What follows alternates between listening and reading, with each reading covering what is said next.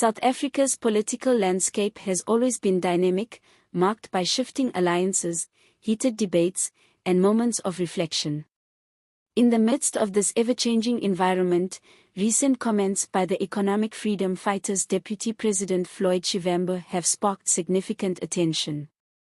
Shivambu admitted that the EFF may have been misled during its involvement in the Zuma Must Fall campaign, a movement that called for the resignation of former President Jacob Zuma. His admission is not only surprising but also carries deeper implications for the nation's political discourse as it moves closer to a pivotal election year. Today, we delve into the details of Shivambu's statement, the history of the Zuma Must Fall campaign, and the broader context that shapes South African politics. To understand the gravity of Shivambu's remarks, we must first revisit the Zuma Must Fall campaign. This movement, which gained widespread attention between 2015 and 2016, was a direct response to mounting allegations of corruption, state capture, and economic mismanagement during Jacob Zuma's presidency. Zuma, who served as South Africa's president from 2009 to 2018, faced criticism from various quarters, including opposition parties, civil society organizations, and even factions within his own African National Congress, ANC. The campaign called for his resignation and became a symbol of growing public discontent with his leadership. Large-scale protests were held across the country, drawing tens of thousands of South Africans who demanded accountability and change. At the time, the EFF positioned itself as a key player in the movement. Known for its fiery rhetoric and direct action, the EFF was vocal in its opposition to Zuma, with its leader, Julius Malema, and Deputy President Floyd frequently denouncing Zuma's alleged corruption. The party's alignment with the Zuma Must Fall campaign was seen as consistent with its broader mission of holding the powerful to account and fighting for economic justice.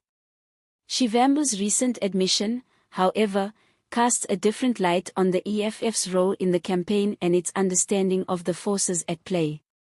Speaking at a press briefing, Shivambu acknowledged that the EFF and other political actors may have acted prematurely in their support of the Zuma Must Fall campaign.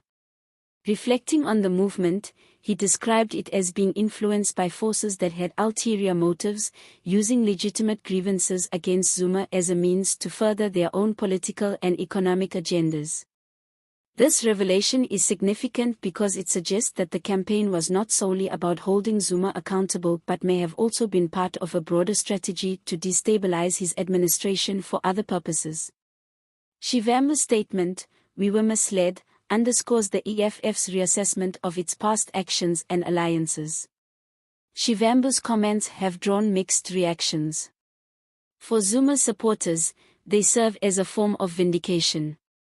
Throughout his presidency and even after his resignation, Zuma has maintained that many of the allegations against him were politically motivated and part of a conspiracy to undermine his leadership. Shivambu's remarks lend some credibility to this perspective, suggesting that the campaign against Zuma may have been more complex than it initially appeared. On the other hand, critics of Zuma argue that regardless of any hidden agendas, the issues of corruption and state capture during his presidency were real and needed to be addressed. For them, Shivambu's admission does not absolve Zuma of accountability but rather highlights the challenges of navigating South Africa's intricate political landscape. The timing of Shivambu's statement is also noteworthy. South Africa is approaching a general election in 2024, and political parties are recalibrating their strategies to appeal to voters. Shivambu's comments could be seen as an attempt by the EFF to broaden its appeal, particularly among ANC loyalists who may feel disillusioned with the current leadership. By acknowledging past missteps and expressing a willingness to reassess its stance, the EFF may be positioning itself as a party that prioritizes introspection and accountability. At the same time, Shivambu's remarks raise important questions about the nature of political movements and the factors that drive them. The Zuma Must Fall campaign was a unifying force for many South Africans who were frustrated with the state of governance at the time. However, as Shivambu's comments suggest, Even movements with legitimate grievances can be co-opted or influenced by individuals and organizations with their own agendas. This dynamic is not unique to South Africa but is a common feature of political movements worldwide. It underscores the importance of critically examining the motivations behind campaigns and the interests of those involved. The broader implications of Shivambu's admission extend beyond the EFF. His comments have reignited debates about the legacy of Jacob Zuma's presidency and the factors that contributed to his eventual resignation. They also highlight the shifting alliances and power dynamics that characterize South African